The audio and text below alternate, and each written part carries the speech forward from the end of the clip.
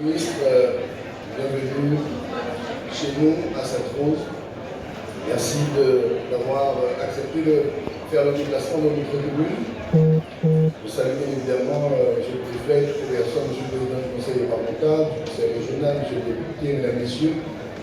Merci à vous tous et puis surtout merci au public venu nombreux rendre cet hommage à M. le Ministre. M. le Ministre, nous le faisons parce que d'abord nous estimons que vous le valez bien, mais aussi parce que, comme je vous disais tout à l'heure, nous aurions souhaité que vous ne puissiez pas nous oublier, effectivement, à partir de demain. Quand je dis ça, je veux dire que j'imagine que certainement c'est la première fois que vous veniez chez nous, puisque, pour vous dire, ça fait au moins une quinzaine d'années que la ville de Sainte-Rose n'a pas reçu un ministre d'État. Donc nous sommes réellement très honorés. Est-ce qu'on pourrait faire silence s'il vous plaît derrière? Merci.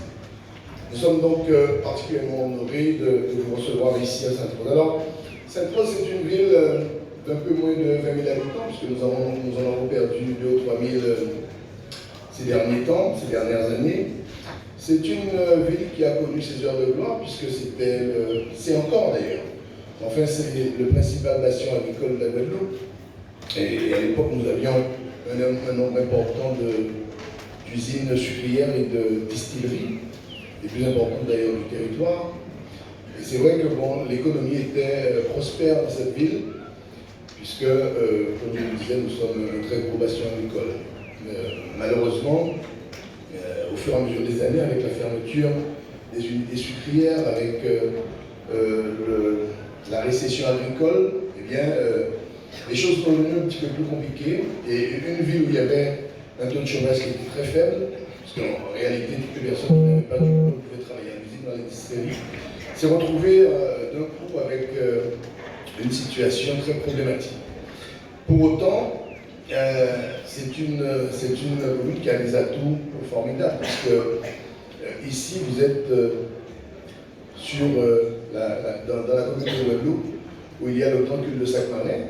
Et d'ailleurs, plus de 60% du grand culte de Sac-Marin se trouve dans notre commune, et qui est d'ailleurs bordé sur sa totalité, sur sa façade totale, par la barrière de corail.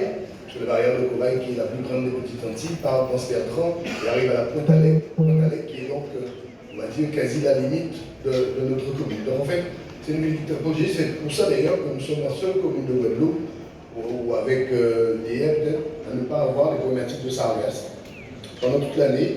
Et je pense que c'est une chance extraordinaire. Vous connaissez toutes les problématiques des sargasses. Nous sommes épargnés par ce fléau, ce qui fait que nos plages sont souvent envahies en période de sargasses, puisqu'elles sont encore très claires.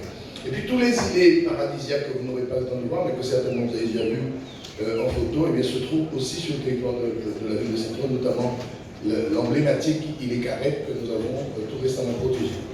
Alors c'est une ville qui a des atouts, parce qu'elle a également une montagne très généreuse. Malheureusement, comme je vous disais, après le début des années 70, la fermeture des unités sucrières, vers les années 90, François Mitterrand avait décidé de raser le plus grand bidonville de Guadeloupe qui se trouvait à Boissard, Carénage, Mortonol. Et il y a quelqu'un qui a eu une bonne idée de construire 1000 logements sociaux dans cette ville pour accueillir, soi-disant, l'opération Tiroir, les personnes qui sortaient de cette destruction de ce fameux bidonville. On s'est retrouvé avec une population nouvelle dans des logements que très sociaux.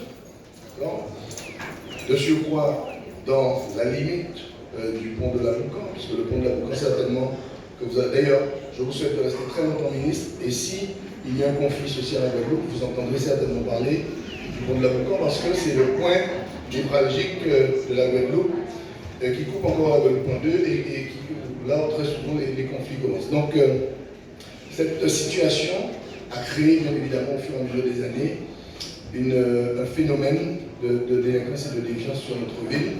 Et c'est aujourd'hui l'une des raisons pour lesquelles, parce que moi je suis très favorable, quand il le faut, à la répression, à la prévention, mais je pense qu'au-delà de cette répression, il faut qu'il y ait des perspectives pour cette jeunesse. Et si nous n'offrons pas de perspective, ce ne sont pas avec les bâtons uniquement que nous allons régler ce problème. Et donc aujourd'hui, nous sommes principalement dans cette dynamique, puisque nous accueillons aujourd'hui ce projet territoire zéro chômeur, qui est, monsieur le ministre, tenez-vous bien, l'habilitation, la plus grosse habilitation de France, puisque nous avons une habilitation pour 480 emplois, c'est le plus gros projet de France. Et je crois que la Guadeloupe me l'a bien, puisque ce n'est pas uniquement Sainte-Rose qui est engagée dans ce processus, c'est également toute la Guadeloupe, puisque nous sommes territoire expérimental, et donc certainement que si d'autres communes veulent prendre le relais, il faudra que nous puissions réussir sur ce projet. D'ailleurs, nous sommes vraiment très honorés que vous soyez, vous en personne ici, pour signer ces conventions, puisque c'est le début d'une très belle histoire pour notre ville. Sur les emplois qui sont, je vous rappelle quand même, immédiatement, où les personnes sont immédiatement recrutées en CDI, ce ne sont pas des emplois précaires. Et d'ailleurs, les 40 premiers emplois qui seront signés dans les jours qui viennent, les personnes sont ici présentes, ils sont dans le processus depuis 2 ans. En fait, on ne rentre pas dans ce dispositif si on n'a pas traversé un processus. Et c'est ça tout le mérite des personnes qui vont signer les premiers contrats aujourd'hui. Ça fait 2 ans qu'ils se voient, qu'ils se rencontrent, et tout ça gratuitement, ils ne touchent pas un seul centime. Et pourtant, ils participent à des réunions, ils participent à des séminaires, ils participent à des cycles de formation. Donc je trouve ça assez extraordinaire et je trouve qu'ils ont énormément de mérite.